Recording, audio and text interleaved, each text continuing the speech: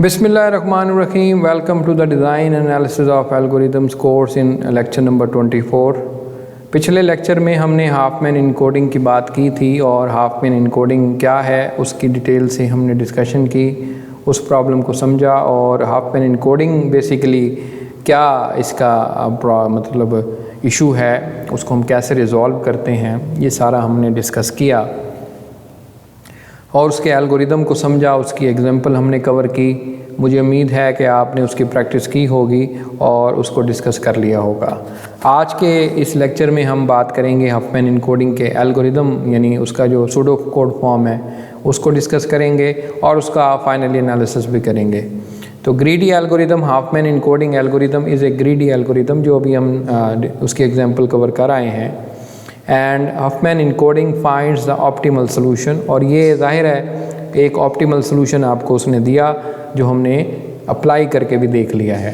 Hopman code provides the method of encoding data efficiently.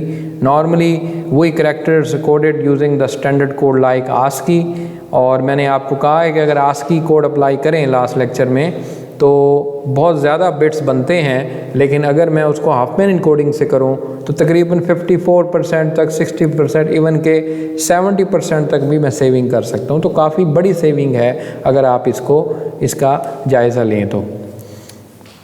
आगे मैं बात कर रहा हूं कि greedy algorithm consider the string, यहाँ पे आप ये लें ABACDAAC, तो ये स्ट्रिंग लें, आप इसको वही एल्गोरिदम अप्लाई करें और that string is coded the ASCII code, the message length would be the 8 cross 80 bits इसके बनते हैं अगर आप आस्की कोड से करें। लेकिन अब मैं इसको एक और तरीके से यानी उसी में करूँगा, फ्रीक्वेंसी इसकी देखता हूँ। Determine the frequency of occurrence the relative probability each message, तो यहाँ पे मैंने ए की फ्रीक्वेंसी यहाँ पे 5 दी, तो 0.5 उसकी प्रोबेबिलिटी भी मैं यहाँ पे बता रहा हूँ। ए की 1, सी की 3 और डी की 1। इसी को फिर आगे मैं वो नोड्स बनाता हूँ, ये मैंने दोबारा प्रोसेस लिख दिया इसका ग्रीडी वाला, तो ये ग्रीडी वाला पार्ट यही है। तो finding the 2 nodes with smallest frequency, 2 node लें जिनकी सबसे मैंने आपको कहा था उनको शुरू में आप लिस्ट आउट कर लें और फिर उनको सम करके उनका वेट आगे बढ़ाते जाएं एंड सो फोर्थ, और यही करें जब तक आप रूट तक नहीं चले जाते। Place the element into the minimum यानी by frequency, remove the first 2 element from the heap and combine 2 elements in the one, तो ये हम वही करेंगे इन दोनों को। अब ये मतलब आप इसका टेक्निकल आप देख रहे हैं कि इसको कैसे इम्प्लीमेंट करेंगे। बेसिकली अब ये नोड्स बनाएं, अब नोड्स कैसे बनते हैं ट्री के नोड्स के बाद, साथ आप डाटा स्ट्रक्चर में भी पहले उसके एल्गोरिदम देख चुके हैं बाइनरी ट्रीज़ के, उसमें हम बेसिकली हीप बनाते हैं और उस हीप के ऊपर दोनों नोड्स डालते हैं, उन दोनों के सम को जब इकट्ठा करते हैं तो उनसे एक और नोड बनता है, तो इन दोनों को हीप से बाहर निकाल लेते हैं। तो ये चीज़ आप पहले देख चुके हैं। अब मैं इसका एल्गोरिदम बनाने लगा हूँ। एल्गोरिदम आपको देखते ही फ़ौरन समझ आ जाएगा, सिर्फ इसमें थोड़ा सा अगर चेंज आएगा तो वो जहन में आपने ये रखना है कि लास्ट वक्त तो हम जेनेरिक बातें कर रहे थे, लेकिन अब आपने जहन में ये रखना है कि मैंने किस तरीके से इसको 1 बाय 1 देखना है, यानी इसमें मैं अरे यानी वो हीप जो है वो इन्वॉल्व करूँगा। हाफमैन इनको मैं n यानी टोटल नंबर ऑफ अरे बता रहा हूँ कि कितने उसमें लेटर्स हैं, सिंबल कौन से लेके 0 से n तक हैं, और हर सिंबल की फ्रीक्वेंसी, ये 3 चीज़ें इसको देता हूँ। एक तो टोटल लेंथ कितनी है, दूसरा हर सिंबल 1 से n तक कहाँ पे है, दूसरा हर सिंबल की फ्रीक्वेंसी क्या है। उसके बाद मैं एक लूप लगा रहा हूँ जो कि i से 1 to n तक चलेगा। उसके बाद मैं एक t जो है वो एक नोड यानी टेम्परेरी नोड बनाता हूँ, ट्री नोड में सिंबल लेता हूँ और उसकी फ्रीक्वेंसी ले के मैं t में डाल देता हूँ।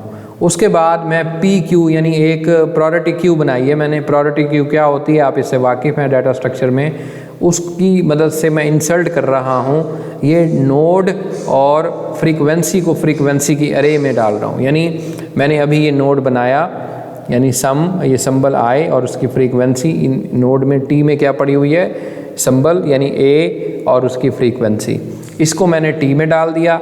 अब मैं प्रायोरिटी क्यू में 2 चीज़ें डाल रहा हूँ, एक इस नोड में इसकी यानी t में जो पड़ा हुआ है वो, और उसकी फ्रीक्वेंसी यानी उसके इंडेक्स पे डाल देता हूँ। उसके बाद मैं एक और लूप लगा रहा हूँ जो कि 1 to 1 यानी i = 1 to n - 1 तक चलेगा। अब मैं क्या करता हूँ कि पी डॉट क्यू रिमूव करता हूँ और पी डॉट क्यू रिमूव का फंक्शन कॉल करता हूँ, ये y को देता हूँ, यानी पहले पी डॉट क्यू पे जो प्रायोरिटी क्यू पे पहले पड़ा होगा वो मैं x में डाल दूँगा और इसी तरह दूसरा जो पड़ा होगा वो मैं y में डाल दूँगा। उसके बाद न्यू ट्री नोड बना रहा हूँ जो कि z को, ये टेम्परेरी नोड है। अब कर ये रहा हूँ कि x जो है वो इस नए नोड के लेफ़्ट में डाल देता हूँ और इस जो हमारे पास y में है जो मैं ऊपर दे आया था उसको, इसमें वो मैं इस z नोड के राइट साइड पे डाल देता हूँ। तो अगर आप इसको वो लास्ट वाले लेक्चर वाला एल्गोरिदम सामने रखें तो देखेंगे तो आपको इजीली समझ आ जाएगा। कोई हम यहाँ पे रॉकेट साइंस की बात नहीं कर रहे, यानी वही चीज़ है, लेकिन अब हम इसको प्रायोरिटी क्यू के साथ हम इम्प्लीमेंट कर रहे हैं। उसके बाद स्टेप नंबर 9 देखें तो 9 में मैं जो उस लेफ़्ट नोड की फ्रीक्वेंसी थी, यानी x डॉट फ्रीक्वेंसी को मैं z की फ्रीक्वेंसी में डाल दूंगा, y डॉट फ्रीक्वेंसी को मैं जो है इसमें दोनों को ऐड कर रहा हूँ बेसिकली, यानी z की फ्रीक्वेंसी में मैं दोनों की फ्रीक्वेंसी। अब देखें जब नया नोड हम बनाते थे तो क्या होता था, यानी उस नोड्स की राइट साइड को लेते थे और लेफ़्ट साइड दोनों को ऐड करके हम एक नया नोड बनाते थे और टोटल वहाँ लिखते थे, यानी 1 1 है तो 2, 3 3 है तो 6। एंड देखें अब इस चीज़ को आप ध्यान में रखें तो ये वही काम हो रहा है कि x dot frequent dot y dot frequency को ऐड करके हम z की फ्रीक्वेंसी में, वो z जो है वो टेम्परेरी कह लें या नया नोड कह लें, वो बना रहे हैं हम। उसके बाद हम क्या करेंगे, इसको अब प्रायोरिटी क्यू में इंसर्ट कर देंगे इटसेल्फ z को और उसकी फ्रीक्वेंसी को। अब फाइनली ये काम क्योंकि लूप है ये चलेगा बार बार जब तक आप ऊपर नहीं चले जाते। फाइनली यहाँ पे ये रूट है, हम इस रूट को बाहर निकाल लेंगे और यही हमारा वो आखिरी नोड होगा जो आपको नज़र आएगा। तो यहाँ पे अब वही बात देखें, यहाँ पे हमने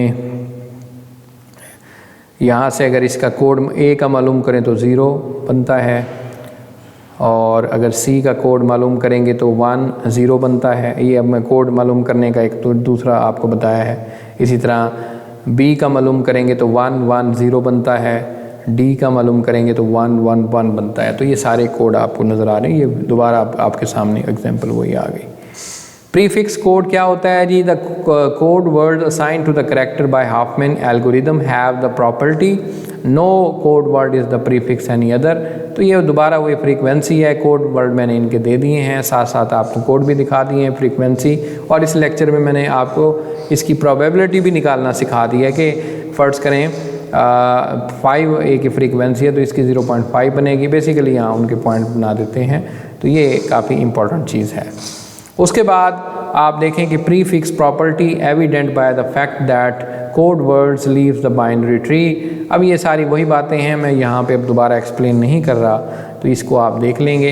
N expected coding encoding length if the string of N character over the alphabet C A B C D is encoded using the 8 bit. तो वही बात है, अगर 8 बिट से करेंगे तो 80 बिट्स लगेंगे, और अगर यही काम आप हाफमैन इनकोड से करें तो तकरीबन 17 बिट्स बनते हैं। और ये आप देखें कि ये 4 गुना तक आप काफ़ी मतलब सेविंग का आ रहे हैं। तो ये मैंने इन सब के कोड लिखे हैं, इन कोड्स को ऐड किया तो टोटल 17 बिट बन गए। अगर आप वो 8 कोड वाली स्कीम में जाएं आस्की में तो ये 80 बिट्स बनते हैं। तो ये एक और एग्जांपल भी आपके सामने आ गई, एल्गोरिदम भी आ गया। मुझे उम्मीद है इसकी आपको अच्छे तरीके से समझ आ गई होगी। For the string character moving the alphabet, अब इसकी फ्रीक्वेंसी को अगर आप ऐड कर लें तो ये बनती है 1.7 n। तो ये यानी इसकी स्ट्रिंग की लेंथ एक्सपेक्टेड है वो आ सकती है। बाकी इसका जो एनालिसिस है वो मैं आप पे छोड़ता हूँ, आप इनके लूप काउंट कर लें, नेस्टेड है उसको काउंट कर लें और इसका एनालिसिस आप काफ़ी आसानी से कर सकते हैं। अब आपको एनालिसिस करना आ जाना चाहिए। और हमने हाफमैन इनकोडिंग को डिटेल से डिस्कस किया। पिछले लेक्चर में हमने उसकी प्रॉपर एक step by step example cover की, कैसे हम उसको बनाते हैं। इस लेक्चर में मैं बेसिकली उसका जो सूडो कोड है वो एक्सप्लेन करना चाहता था, इवन कि एक एग्जांपल मैंने साथ और भी इसके अटैच कर दी। तो ये काफ़ी लेक्चर आपके लिए आसान हो गया होगा। तो मैं उम्मीद करता हूँ कि आप इसके रिलेटेड एग्जांपल भी करेंगे, बुक में भी इसके बारे में पढ़ेंगे। तो आज का लेक्चर मैं यहीं पे ख़त्म करता हूँ। अगले लेक्चर तक के लिए खुदा हाफ़िज़।